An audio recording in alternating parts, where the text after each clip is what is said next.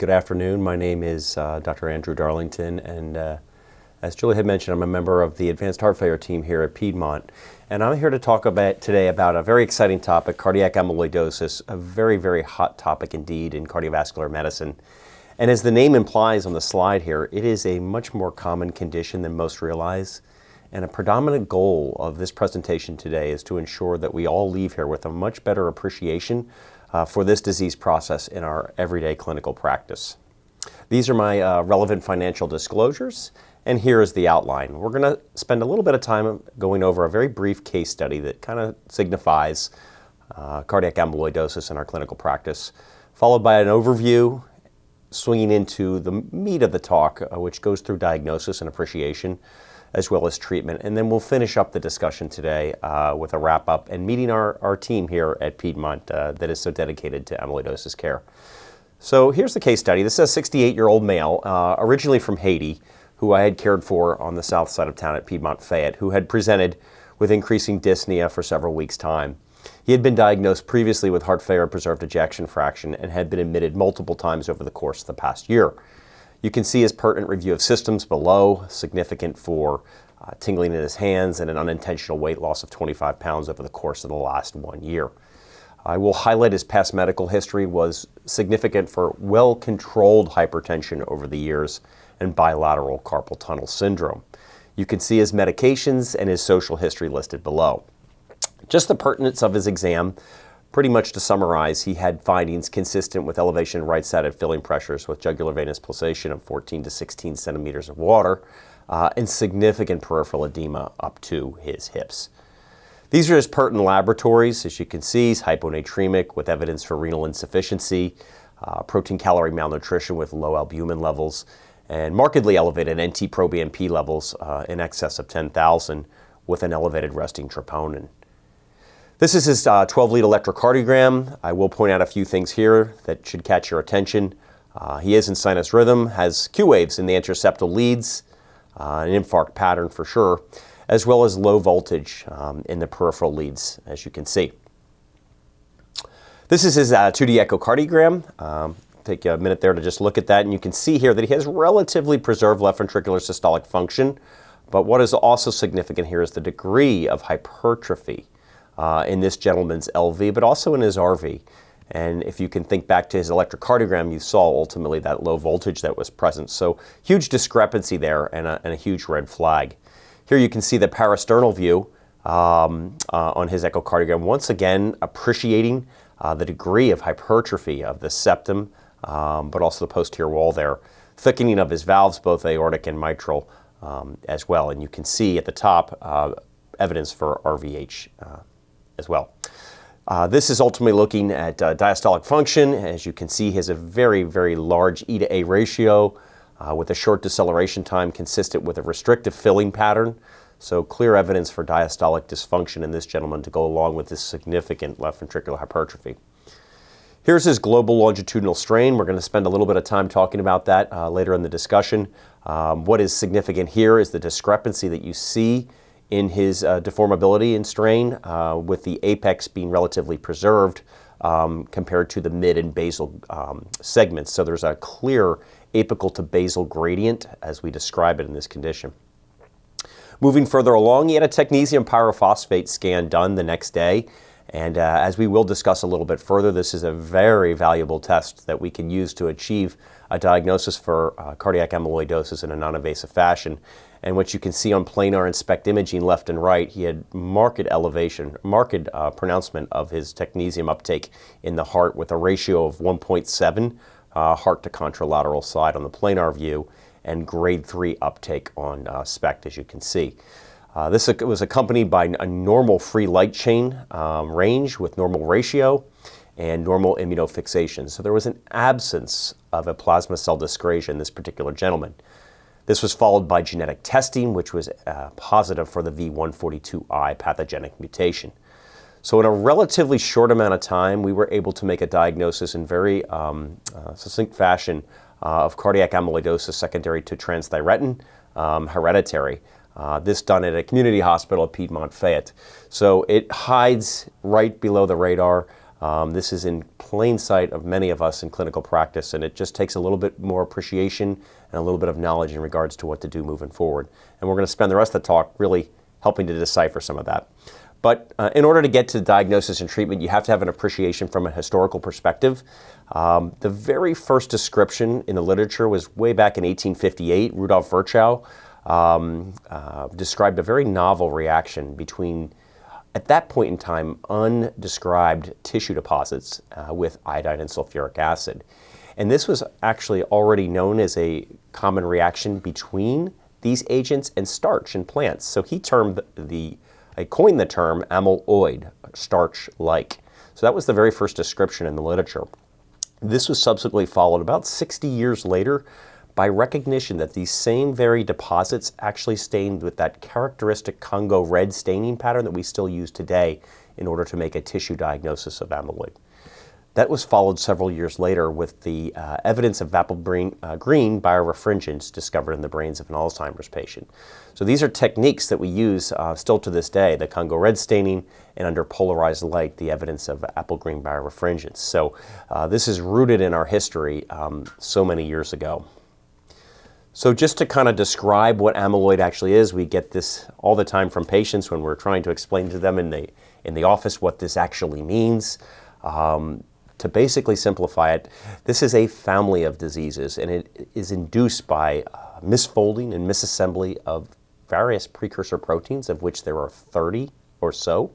And this leads to the formation and tissue deposition of largely insoluble amyloid fibers. And about of these 30 precursor proteins, about 5 affect the heart, but the 2 most predominant are transthyretin, or TTR, and AL, or light chain. And as I mentioned, these can lay down in numerous tissues. So it's not just the heart, but also kidney, soft tissue, nervous, lung, GI systems as well. And if you can see here the actual fibers under electron microscopy, they're typically 7 to 10 nanometers in width, variable length, and very resistant to proteolysis. But this is ultimately what they look like up close. Looking at a gross specimen here, several things to point out. Once again, the marked degree of thickening of the LV, as well as thickening of the RV. Additionally, in this particular specimen, the thickening of the interatrial septum as well, and marked chamber dilation of the left and right atria.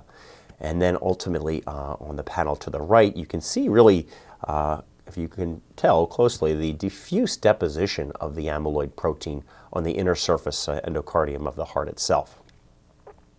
So how about a little bit more on the precursor proteins that impact the heart? I had alluded to this earlier.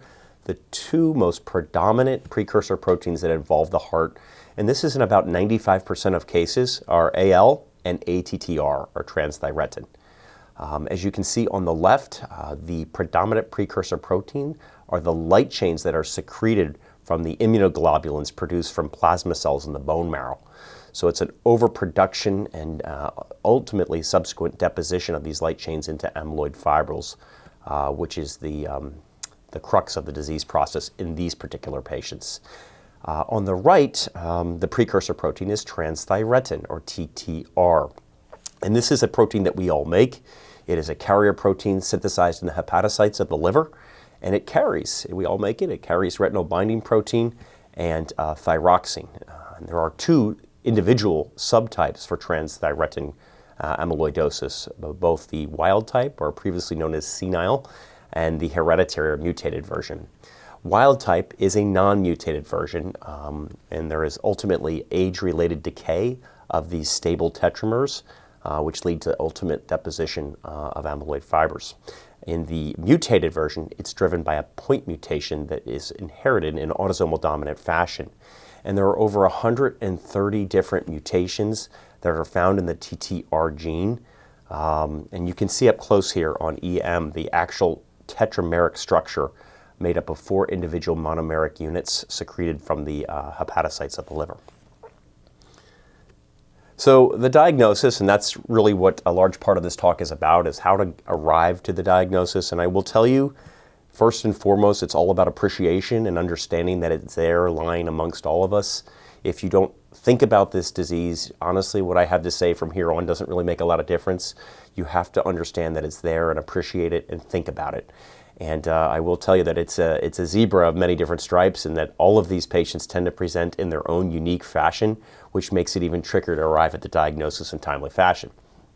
So how do we do that? Well, it's a constellation of things. A clinical evaluation, laboratory, EKG, echo, advanced imaging, and ultimately in some cases the use of biopsy to obtain histology. So moving a little bit more along here in terms of diagnosis, there are clinical clues that lie in front of us in all of our patients that have amyloid. And you can see some of the manifestations I've listed here, both broken down by extracardiac and cardiac specific manifestations. From an extracardiac perspective, we have, in some cases, macroglossia, periorbital purpura, the presence of nephrotic range proteinuria, carpal tunnel syndrome, particularly bilateral, the presence of lumbar spinal stenosis, peripheral and autonomic neuropathy, diarrhea, and weight loss. So there's a lot of potential clues out there that you can ask patients in a very short amount of time to arrive at a higher sense of suspicion that you may be dealing with this particular disease process. Now, as it pertains to the heart, heart failure is the predominant presentation for patients when it does affect the heart structure itself, but also atrial and ventricular arrhythmias, the presence of syncope, and in significant cases, sudden cardiac death. So important to think about these so you can ask the right targeted questions. Now, from a laboratory perspective, historically, I think we've all been taught way back in the day that SPEP and UPEP was the way to go to be able to determine if there was a monoclonal process present in an effort to rule out light chain amyloid. But that ultimately has very poor sensitivity, so it's very important to understand not to order that. It's one of the biggest misnomers when it comes to the diagnostic workup. What we ultimately should be doing is immunofixation, both serum and urine. This has a much more sensitive, higher sensitivity than SPEP and UPEP, but ultimately the combination of serum and urine immunofixation with the presence of abnormal free light chains and a free light chain ratio, kappa to lambda, is key to make the diagnosis, and about 99% sensitive to making the diagnosis of light chain amyloid. So that's very important. And that can be supplemented with the abnormal elevation in biomarkers, cardiac biomarkers, particularly the troponin and the NT-proBNP. So some of these patients will have high resting levels of troponin even in a perceived stable state, with NT-proBNP levels that are markedly elevated, much far beyond what you would expect potentially for a compensated HFpEF patient.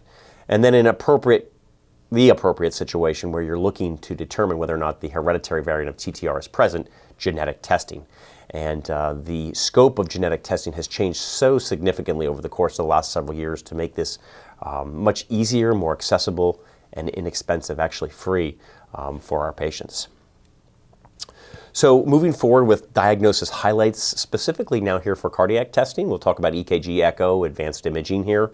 From an EKG perspective, a couple of highlights. The presence of low voltage can be a big clue when it's present, and the intraseptal pseudo-infarct pattern that you had seen in the case that we presented early on.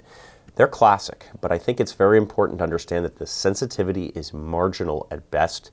So it's important to note that if you do not see low voltage, do not be swayed. I think what's more common is the concept of relative low voltage. So what I mean by that is the voltage on the 12-lead electrocardiogram may actually be normal, but ultimately when compared side by side with the echocardiogram, you see significant left ventricular hypertrophy with normal voltage. There's a clear discrepancy there. So that relative low voltage is more common than the actual low voltage concept that we have been taught about in school. And then the presence of unexplained conduction disease can certainly be a red flag. From an echo perspective, nearly all of the findings are actually nonspecific. You cannot make a diagnosis of cardiac amyloid by an echo in itself. There are a number of different hidden clues in front of us that we can look at, ranging from the degree of hypertrophy, which we talked about, by atrial enlargement. The presence of aortic stenosis can be a clue, particularly low flow, low gradient severe AS. Normal to mildly reduced EF, and the presence of left atrial appendage thrombus on transesophageal echocardiogram or CT imaging can be a tip-off as well.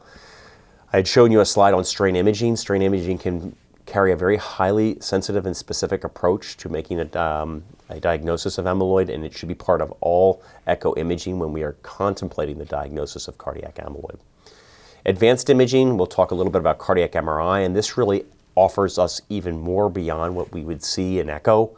It's much more high definition structural imaging and tissue characterization beyond that of echo, specifically the presence and pattern of delayed gadolinium enhancement, native T1 imaging, and the presence of post-contrast administration ECV, or extracellular volume, can be very helpful in making the diagnosis, assessing prognosis, and following treatment. So I think it's very important to note, though this can be very sensitive and specific for the diagnosis of amyloid, it does not differentiate between subtypes, whether it's transthyretin or light chain amyloid. And then finally, Tech pyrophosphate scanning, which are ultimately avidly bound to amyloid, specifically for TTR and not AL. We'll talk a little bit about that in a second. And it ultimately allows for the capacity to identify and distinguish between these two subtypes in a non-invasive fashion. And this has been one of the home runs, if you may, in the diagnostic strategy for cardiac amyloid, and has allowed us to defer on invasive biopsy in a number of cases. So once again, here's the electrocardiogram. It looks obviously quite familiar to the case. Just to kind of break this down a little bit more, you see the low voltage in the limb leads. Once again, remember the sensitivity is very poor. So we see actual low voltage in biopsy-proven cardiac amyloid in about 50% of cases. So that ultimately means that another half of cases, the voltage may be normal, or there may even be left ventricular hypertrophy. So if it's there, great. If it's not, don't let it sway you. That sensitivity could be even lower in a TTR amyloid, as low as 25%. So I think it's very, very important. Once again, this is one of those kind of high yield points to think about, that the sensitivity for low voltage is quite poor in these patients. Also, the pseudoinfarct pattern, you see those predominant Q waves in the anterior septal leads that we talked about. And of course, in certain cases, we may see unexplained conduction disease, AV block, vesicular blocks, and arrhythmias, AFib, aflutter, ventricular arrhythmias as well. The next slide or two is really emphasizing the typical echocardiographic features of cardiac amyloid. I'm not going to go through everything here. I'll highlight a few things. Number one, the degree of LV wall thickness I think is important. One of the masqueraders for hypertrophic cardiomyopathy can actually be wild-type ATTR cardiomyopathy. Up to 25% of patients that have the wild-type/senile ATTR cardiomyopathy actually have the presence of asymmetric septal hypertrophy. So it can look like an HCM patient, so it's very important to keep this in the differential when you see a patient with asymmetric septal hypertrophy, but it's certainly there. Diastolic dysfunction with a high E to A ratio, they highlight here the restrictive filling being consistent with infiltrative cardiomyopathy and cardiac amyloid. I will say that pretty much all forms of cardiac amyloid will have some degree of diastolic dysfunction, but it may not ultimately be high-grade diastolic dysfunction. This could be grade 1 or grade 2, so please don't look for grade 3 restrictive in all of your patients, because it certainly won't be there. Remember, this is a diagnosis that is kind of a zebra with many different stripes, as we talked about. Sliding down a little bit further, the valve thickening, we'll talk a little bit about aortic stenosis in a second on the next slide. And you can see here a couple of other things: pericardial effusions, septal thickening of the atrial septum, dynamic LV outflow tract obstruction as well. I will mention once again that there is not one pathognomonic finding on echo that tells you that you're dealing with cardiac amyloid. It's a clustering of clues that you have to put together. So it's kind of a search in a way, and it supplements what you're already thinking from a clinical perspective. Just expanding a little bit on echo itself, I wanted to highlight here the presence of aortic stenosis in patients with wild-type ATTR cardiomyopathy that are presenting ultimately with TAVR. So these are patients presenting for TAVR. About 15–16% of these patients will have wild-type ATTR cardiomyopathy. So that is a population that is enriched with cardiac amyloid patients. 1 out of basically 6 patients that are presenting for TAVR may have underlying cardiac amyloidosis. So I think that's significant indeed. Just kind of circling back with the global longitudinal strain, we highlighted this earlier. For those of you that aren't familiar, strain is really a way of assessing deformability of the myocardium itself, and it gives you that very nice polar map that you can see on the bottom right. What we are looking for, a couple of different pathognomonic patterns, is that apical sparing. So the absolute presence of preservation, I should say, of deformability in the apex relative to the basal and mid segments, which gives you a gradient. So that gradient of apical to basal strain is typically greater than 2 in patients with cardiac amyloid. The other thing that we may look at is the EF to global longitudinal strain average of greater than 4. So these are two things that you can look at in GLS when you're looking at imaging, particularly with echo. I think it's also a very helpful tool when you're trying to differentiate cardiac amyloidosis from other conditions that can cause left ventricular hypertrophy, such as hypertrophic cardiomyopathy, Fabry's, and certainly hypertensive cardiomyopathy. And there is literature to support the use of global longitudinal strain in order to differentiate these patients, which has shown that upwards of 90% sensitivity is present and about 80% specificity with an area under the curve of 0.95 when it comes to diagnosing these patients and teasing them out from other causes for hypertrophy. So it's a simple tool. It can be done easily, non-invasively, and ultimately should be done by our sonographers when we have a patient, particularly with any form of left ventricular hypertrophy. How about MRI? Well, MRI with late gadolinium enhancement can identify cardiac amyloidosis with a very high degree of accuracy. And there are two very big uses for MR. Number one, MR can make an early diagnosis of cardiac amyloid with very high sensitivity and specificity. As we know, it is important to make a diagnosis in a timely fashion so that we can ultimately offer treatment where appropriate, given the rapid progression of disease once patients are symptomatic. So it has a niche there. And number two, it's very useful in terms of differentiating cardiac amyloid from, once again, other forms of cardiomyopathy that can cause left ventricular and or right ventricular hypertrophy, such as hypertrophic cardiomyopathy and hypertensive cardiomyopathy. Certainly there are other utilizations for MR. I think just the presence of delayed gadolinium enhancement for the diagnosis and prognosis purposes is very helpful. And the patterns of delayed gadolinium enhancement can be helpful. Classically, it's diffuse subendocardial, but you can see patchy or even transmural patterns of delayed gadolinium enhancement as well, and I'll show you a slide on that next. I think one of the drawbacks of MR, if I may, is that it doesn't distinguish between different subtypes of amyloid, so we can't tell based on the pattern of an MR whether or not we're dealing definitively with light chain cardiac amyloid or transthyretin cardiac amyloid. So these are some of the patterns that you can see moving kind of clockwise from the top left. You can see here the diffuse subendocardial pattern with the highlighted arrow all the way around. This is kind of that classic pattern that we'll tend to see on MR, but I think it's very important to note that this is not by itself. We have other patterns, and you can see moving in clockwise fashion. We have more of a patchy pattern there on the upper right and bottom right.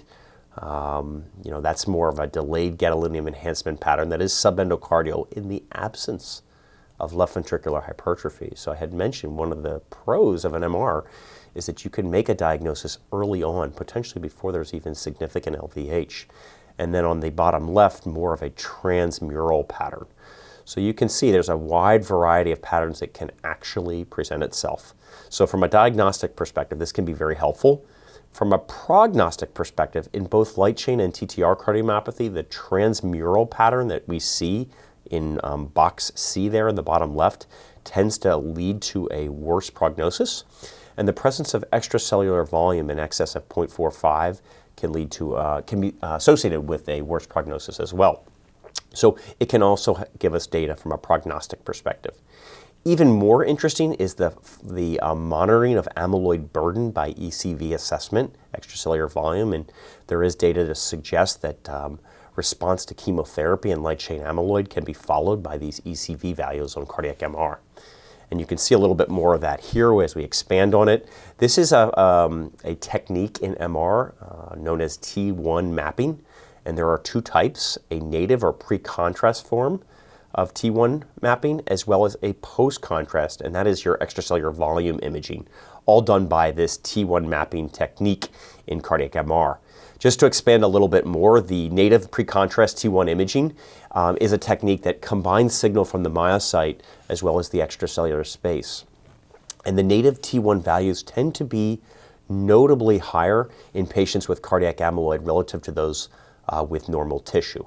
So it correlates very nicely in patients with cardiac amyloid. And it may once again have a role in making a diagnosis with high accuracy early on in the disease process. So very, very important and a valuable tool to look at when you're evaluating cardiac MR in patients with cardiac amyloid. The post-contrast gadolinium imaging is really surrounding extracellular volume, or ECV. So typically what we're doing is calculating this actual number 15 minutes after the bolus is given of gadolinium. And what this represents, unlike the native T1, is strictly imaging of the extracellular expansion, which is ultimately where amyloid is being deposited, in that extracellular space. And it serves as a measure for amyloid burden. Furthermore, about 3 to 4 times an increased risk of mortality is present when this ECV value is greater than 0.45. And as I had alluded to on the previous slide, you can actually demonstrate the regression of myocardial amyloid after successful chemotherapy treatment for patients with light chain. And in the era we are now, with all the evolving therapies for transthyretin cardiac amyloid, this may serve to be very important indeed when it comes to monitoring response to treatment. Perhaps nothing has been bigger when it comes to the diagnosis of cardiac amyloid than technetium scanning, specifically technetium pyrophosphate. There's a history here. In the 1970s, this technology was actually used for bone scanning and in the diagnosis of myocardial infarction, so 50-some years ago. And then it evolved into the 80s, where there was detection on these scans in patients that had biopsy-proven amyloid. They took up the tracer, and the first initial reports came out in the early 80s. You can see one here.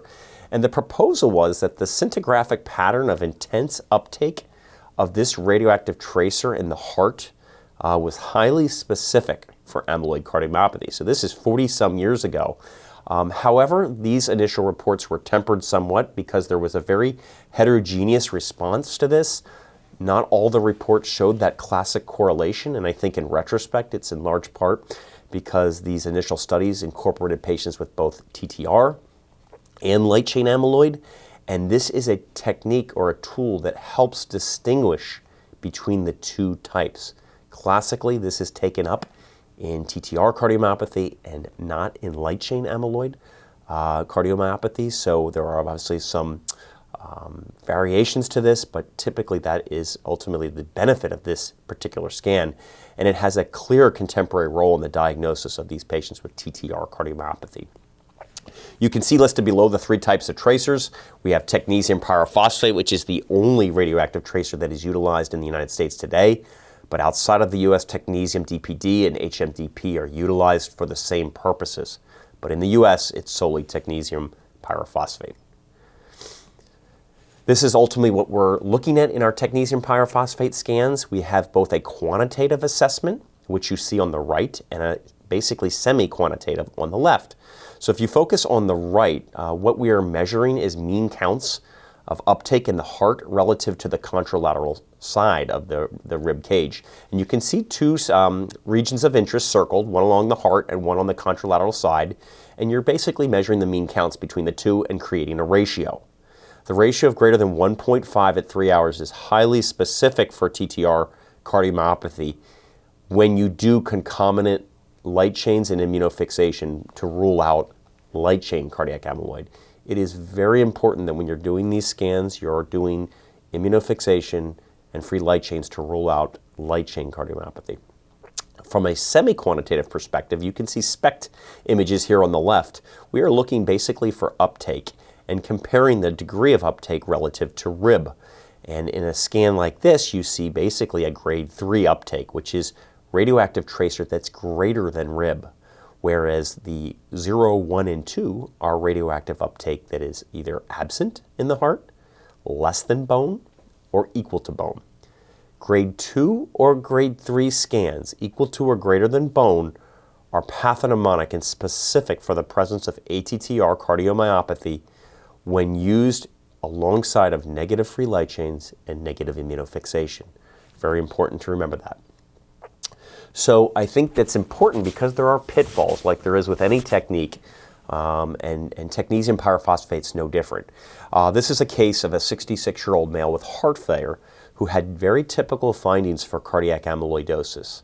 He had a technetium pyrophosphate scan, and you can see there from a quantitative planar imaging on the left, he had a ratio of 1.7, so that is positive, and grade 3 uptake on the SPECT scan. You can see that it's very brilliant, very bright, greater than Rib. He had genetics done, they were negative, so he was started on tafamidis for presumed wild-type ATTR cardiomyopathy. In this particular case, the gentleman got worse. He progressively declined and ultimately ended up getting an endomyocardial biopsy, which actually revealed light chain amyloidosis. So once again, it's very important when you're doing the technetium scans that you're also doing serum-free light chains and immunofixation, both serum and urine, in order to rule out a monoclonal process. And in this case, there was a big swing and a miss, and this patient ended up having light chain.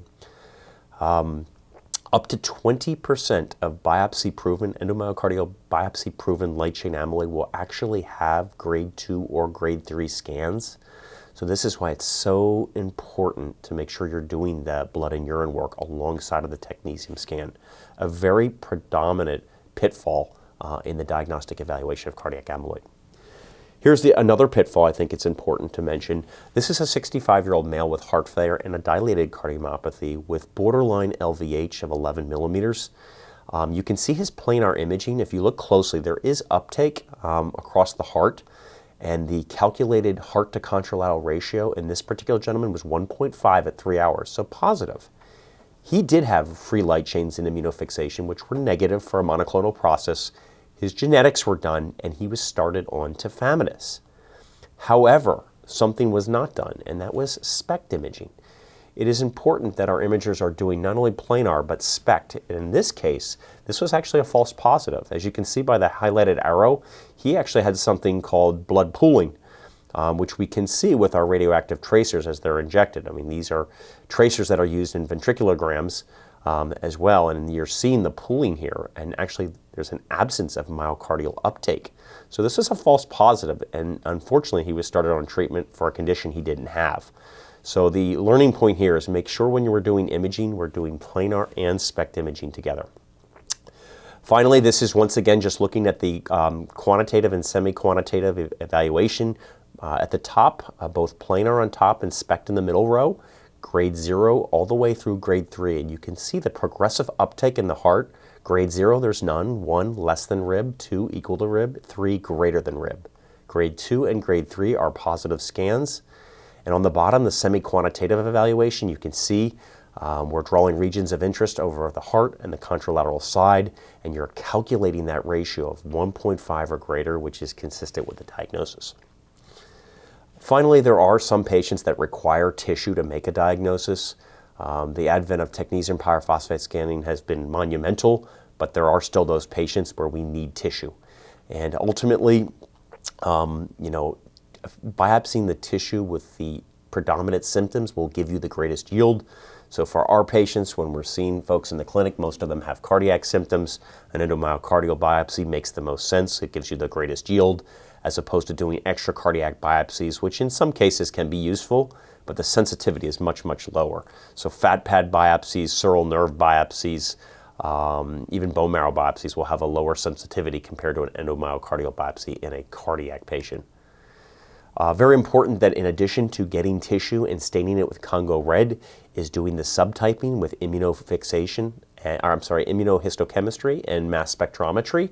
So it's very important that we're doing that because the Congo red stain will tell you if you have the presence of amyloid, but in order to subtype it to determine if you're dealing with light chain or TTR, you need mass spec.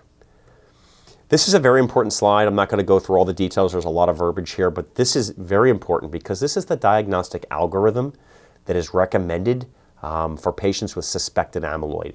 And if you just I'll try to oversimplify it a little bit here. There are 3 basic steps to this. At the top, it's the clinical suspicion, what we talked about.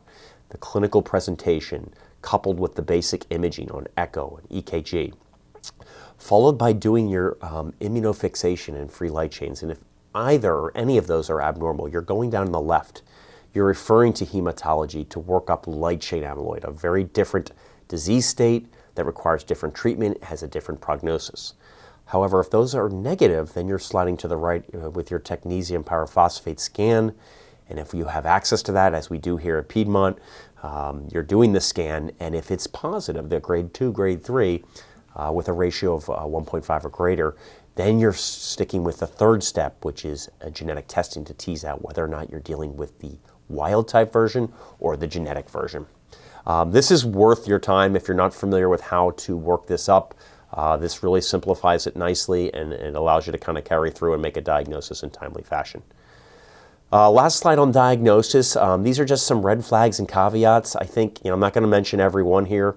I will tell you, the very first statement there is probably the most important, as I had mentioned earlier. It's very important to have a high index of suspicion for this.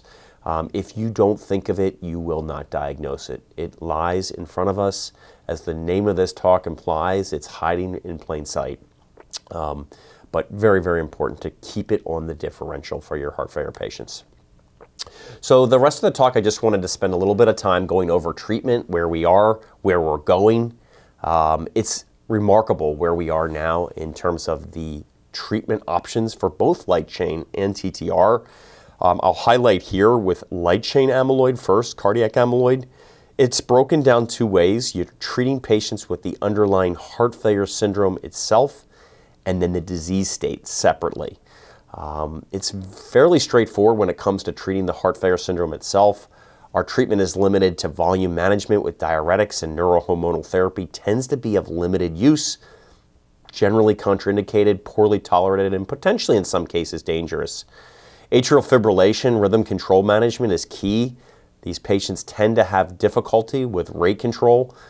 These are folks with strict stroke volumes that are restricted, and ultimately rely on a certain degree of heart rate in order to maintain stroke volume. So tolerability of rate control agents can be difficult, but anticoagulation is key. These patients need to be anticoagulated due to the very high risk of stroke.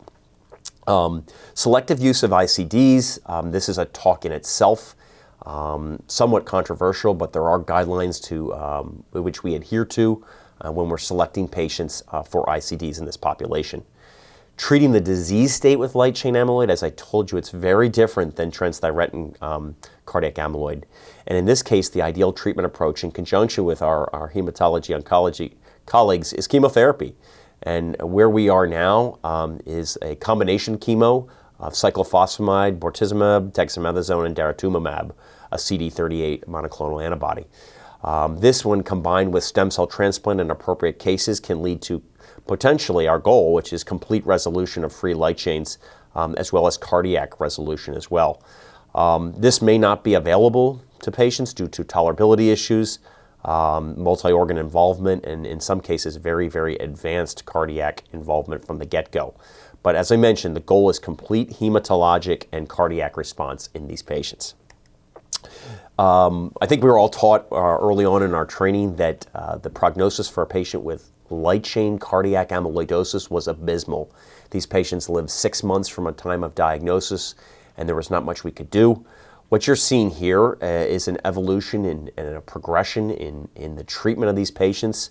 In red, you can see the analysis over time of patients that are not on treatment, median survival of roughly 47 days. This is the historical outcomes for patients with this disease state that didn't get treatment, versus the initial chemotherapy regimens, the older alkylating agents with steroids, on average median survival of 223 days, and that is in green. And then more contemporary, our CyBorD combination of cyclophosphamide, bortezomib, and dexamethasone, leading to a median survival of over 800 days with this regimen. So we have evolved significantly in terms of managing patients and seen wonderful improvements in survival. But we've gone even beyond that, and this is a paper that was presented in the New England Journal of Medicine last year, looking at the addition of daratumumab, a CD38 targeting antibody that is found on plasma cells. And when this is combined with our CyBorD chemotherapy regimen, we see much greater resolution, complete resolution of our light chains, which is what we're hoping for and what's highlighted there on the left. much greater percentage of patients achieving that. And then on the right, an additional endpoint in this trial, what you're seeing is survival free of major organ deterioration or hematologic progression. So patients that are on Cybor plus DARA versus just Cybor D, we've seen even greater improvements. So this has ultimately become the standard of care for the management of patients with cardiac, with AL amyloid and cardiac involvement. Cardiac transplantation certainly can be offered for those with advanced heart failure symptoms despite chemotherapy and stem cell transplant. Limited experience in large part because many of these patients are advanced in age, they have multi-system involvement, and they have poor initial response to chemotherapy. The Mayo Clinic has some data over 20 years and over 3,000 AL amyloid patients seen. Only 23 during that span went through orthotopic heart transplant. So it's just really emphasizes these patients need to be selected very carefully. But when they are, contemporary data shows that reasonable outcomes can actually be achieved in these highly selected patients, actually similar to the non-amyloid transplant population, which you can see here. Survival after heart transplant for cardiac amyloid versus non-amyloid, small numbers of patients, but fairly equivalent outcomes. So when we select the right patients, we can get great outcomes. Shifting gears, what about the management of TTR, transthyretin treatment modalities? And I'm going to emphasize that these are modalities that we use to treat both cardiac and in some cases strictly the extracardiac phenomena. Remember, this is a systemic disease. It involves the soft tissue and particularly the nervous system. When we look at this, once again, just like light chain amyloid, we typically will approach this by a general heart failure specific therapy, similar to light chain, as well as TTR specific treatment. The heart failure therapeutic approach is very similar. Salt restrictions, loop diuretics, plus or minus mineralocorticoid antagonists. The role of neurohormonal therapies has not really been proven to be of effectiveness and potentially harmful. Pacemakers for bradycardia, selective use of ICDs as well, very controversial, but in certain cases may be appropriate, and anticoagulation for those that have atrial fibrillation. On the flip side, treatment for TTR itself, disease-specific, is where a lot of the innovation has occurred over the course of the last 4 to 5 years. This is a very, very hot topic in cardiovascular medicine, and a lot of that surrounds these therapies, specifically 2 classes, the mRNA translation disruptors, of which there are 2, inotersen and patisiran. Both of these are designated to treat hereditary TTR with polyneuropathy. I think it's very important to understand that is the designation for these treatments at this point in time. And then, of course, the stabilizers, of which there is one currently that is FDA approved, and that is tafamidis. Tafamidis is the only drug that is FDA approved to treat cardiac amyloid in the United States today. Beyond that, and a little bit more investigational, based on preclinical data, are the amyloid fibril disruptors, doxycycline and TUDCA, as well as historically green tea extract have been looked at, and in preclinical data has shown some benefits, but that is not ready for prime time at this point in time. And then, of course, transplant, heart plus or minus liver may be appropriate depending on the candidate. So how does the disease-modifying targets in TTR amyloid work? Once again, there are basically 3 main sections, predominantly the silencers that work in the liver, the stabilizers which stabilize the tetrameric structure, and then less advanced, the fibril disruptors at the bottom there. I had mentioned that there's been a lot of movement in the literature on these drugs now, and in the last couple of years, particularly in 2018, there were not 1, not 2, but 3 major clinical trials published in the New England Journal of Medicine highlighting these therapies, 2 of which were our silencer drugs, patisiran and inotersen. The third was our stabilizer, tafamidis. The first 2, the silencers, were used to treat hereditary transthyretin cardiac amyloid with neuropathy, and tafamidis, of course, for cardiac amyloid. How do these silencers actually work? There are 2, as I mentioned, inotersen and patisiran. They're slightly different in regards to how they are delivered to the liver itself, the hepatocytes. Patisiran on the right is a lipid-encapsulated nanoparticle, and inotersen on the left is an antisense oligonucleotide. What you need to understand is basically at the end of the day, they function more or less the same way, and that is to basically cause degradation of the messenger RNA so that protein cannot be translated. The TTR protein, remember, that is the actual protein that causes the disease itself. So it works targeted at the mRNA level to prevent protein creation down the road. Just to highlight, inotersen once again is used to treat hereditary TTR with neuropathy. It is highly effective at reducing serum TTR levels, has led to significant improvement in neuropathy scoring and quality of life. There is encouraging outcomes and safety data in cardiomyopathy, but the label does not include management of pure cardiomyopathy in these patients. And it is administered through an injection given every week from home with requirements for monitoring for thrombocytopenia, renal dysfunction, and abnormal liver enzymes. So a bit laborsome in regards to the monitoring process, but with very encouraging data in the neuropathy population. Vutiseron is also an mRNA silencer, as we mentioned, also approved strictly for hereditary TTR with neuropathy. It is given as an infusion every 3 weeks. It requires pre-medication and monitoring for infusion site reactions. It, however, does have some preliminary data in the Apollo A trial looking at both natriuretic peptides and what I have labeled here, some echo parameters at 18 months. And what you can see here is that several echo parameters in the group treated with Vutiseron showed very nice responses in regards to wall thickness, global longitudinal strain, and end diastolic volumes in the Vutiseron treated patients. This is subgroup analysis. This was not the primary outcome of the trial itself, but there is an ongoing Apollo B trial that is looking ultimately at patients treated with this drug that all have cardiac TTR amyloidosis. What about the stabilizers? The one that we need to know the most about is, of course, tafamidis. And the way it works, as you can see moving along here, is it actually binds to the thyroxine binding site in the tetramer, stabilizes the tetramer, and ultimately prevents that rate-limiting step of the disease process where these individual monomeric units are created from degradation of the tetramer. And these individual monomeric units are highly unstable and then regroup and lay down and form these amyloid fibrils as well as oligomers, which are directly proteotoxic to the myocardium. So by stabilizing the tetramer, you basically are affecting that rate-limiting step and preventing the downstream disease process with patients with TTR amyloid. This is the A-Trac trial, which was a monumental trial published in 2018 in the New England Journal of Medicine. This really changed the game for our patients with cardiac amyloid, and they looked at a number of patients, about 400 or so patients with cardiac amyloid, both wild type and hereditary, but all had cardiac involvement, and looked at all-cause mortality and cardiac hospitalization. They used a very unique statistical analysis to assess this with a high degree of accuracy in a small population.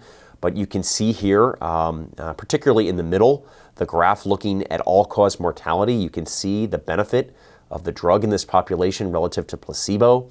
I will highlight that you can see the delay in time it actually takes to observe benefit, about 1.5 years. So I think this highlights the importance of identifying these patients early on. If we're getting to the game late and offering them treatment when they're very sick, understanding the natural history of the disease and how this drug actually works, we may be too late to the game already. So very, very important to know that. And once again, I would highlight that this is the only treatment that is FDA approved to treat ATTR cardiomyopathy specifically. The role of heart transplant in TTR cardiomyopathy also very selective, particularly useful in those with hereditary TTR that have the V122I mutation, which is the most common mutation in TTR, because these patients typically present in large part with specific cardiac-only symptoms, not always, but very commonly that can be the case. And they seem to have very favorable short to intermediate outcomes in these selected patients with a very low likelihood of significant amyloid recurrence in the cardiac graph. Why do we not transplant wild-type ATTR? Well, these patients tend to be older. Most of them, many of them, tend to be beyond 70 years of age, in their 70s, 80s, even 90s. So where are we as we wind down here at the end? This is a graph depicting the clinical development and the pipeline of therapies in ATTR cardiomyopathy. You can see at the top the stabilizers. We've talked a good bit about tafamidis itself. Tafamidis is, once again, the only drug available FDA approved to treat TTR cardiomyopathy. But historically, diflunisal, as you can see to the left, is an actual stabilizer with NSAID properties and has been studied predominantly in ATTR polyneuropathy with benefit.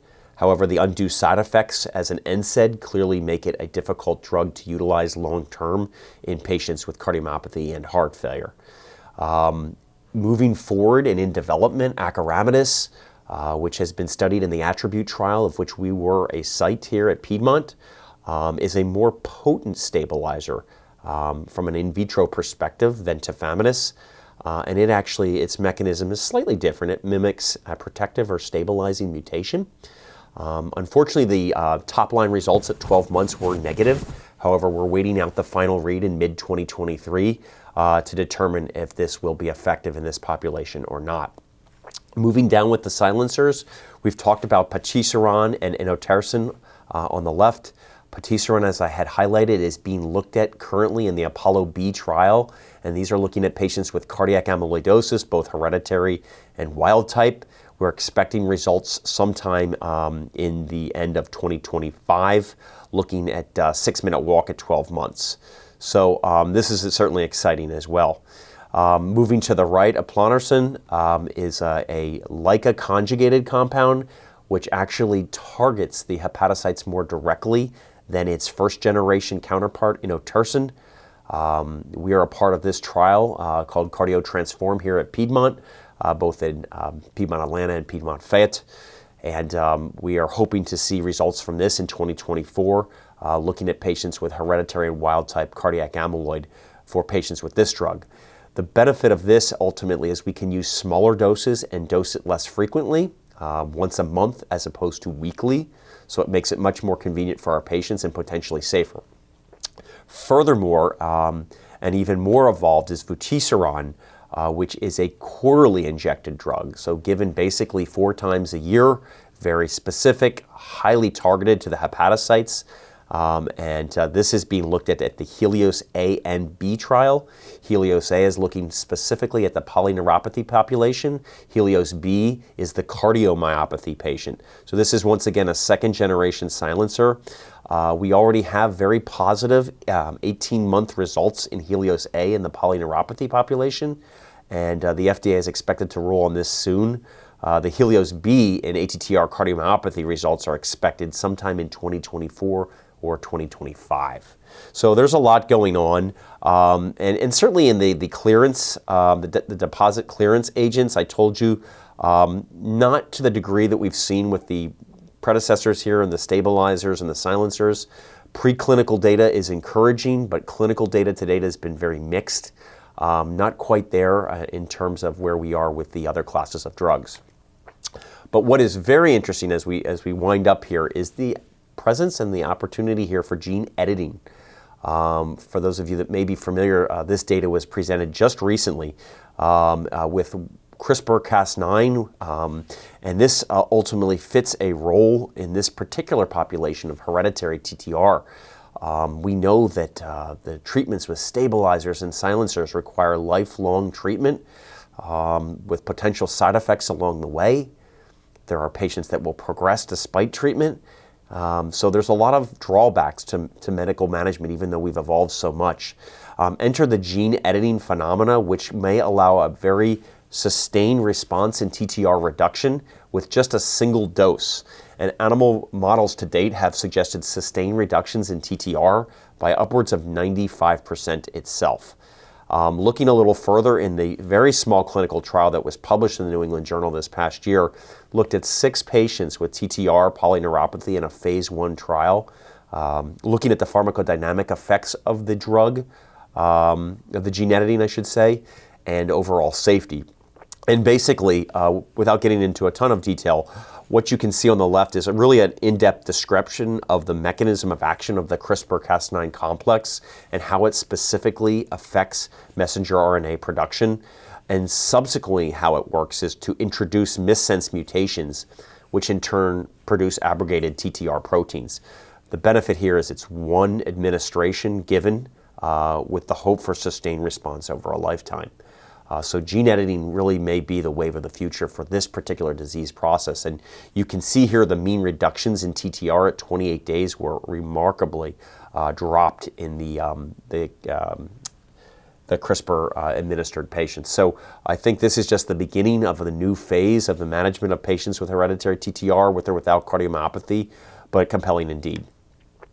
As we finally wind up, I think it's important to understand the challenges that we deal with from a clinical development perspective for these therapies. And you can see some of them here in the slide. I will highlight them. Number one, I think that the lack of comparative studies is glaring here. We don't have head-to-head trials in any of these drugs. These are being compared in large part to placebo or historical controls. The high price tag. We have drugs that are costing upwards of hundreds of thousands of dollars for a year of use, and I think that ultimately needs to change. We certainly hope that will with the evolution of multiple therapies in this space. The high frequency of dosing, I think, is important as well. We highlighted that with the silencers, with inotersen being given on a weekly basis, Vutiseron being given every 3 weeks. The evolution there, of course, as you see with the second generation silencers, with eplontersen and Vutiseron being given upwards of just quarterly, would be monumental indeed. And then we suffer from the population size as well. Though this is a more common population than we give it credit for, it's still a relatively small target population, so it can be extremely difficult to be able to determine statistical significance in clinical trials. So I think these are all barriers that we recognize and we can hopefully evolve beyond as we move together in the management of this disease. So in conclusion, I think this is an uncommon disease state, but not rare. Uncommon but not rare, with a very heterogeneous presentation requiring a very high index of suspicion to effectively diagnose. If you think about it with each of your heart failure patients that come across your clinical table, I don't think you'll ever miss it. There are two main subtypes that affect the heart in about 95% of cases, and that's light chain and TTR. Very important to distinguish between the two from a diagnostic, treatment, and prognostic perspective. Tissue positivity has historically been the gold standard. We've evolved beyond that now, where we can identify patients with TTR cardiomyopathy in a non-invasive fashion with the evolution of the Technesium scanning capabilities that we have. General heart failure specific therapies tend to be fairly limited. We're talking about loop diuretics, we're talking about MRAs, anticoagulation if there's AFib, but fairly limited. And the continued evolution and the emergence of disease-specific therapies, particularly for ATTR, is desperately needed for all the reasons that I mentioned on the previous slide. But I think we're just kind of getting to the end of the beginning. This is a very, very exciting time in this disease state. I think there's so much more hope to offer patients and their families now compared to where we were just 5 years ago. So it's an exciting time indeed. And I think that's a perfect segue to our introduction of our team. We're very proud of the team that we've put together here at Piedmont. This is our care team, and we have a wonderful mix of clinicians here, not only in the heart failure spectrum here in Atlanta, and Athens, Fayette, and Noonan, but we also have expertise of cardiovascular imaging, electrophysiology, hematology, oncology, and even neurology. And this is important. We need to have a multidisciplinary approach to this disease. As I mentioned, it's a zebra with many different stripes, so we need many different team members. And we're very, very fortunate to have this team here. And our website is there at the bottom. We certainly look forward to seeing your patients now and in the future. And that's the end of my discussion. Thank you so much for spending a little bit of time with me, and I'll be happy to take any questions.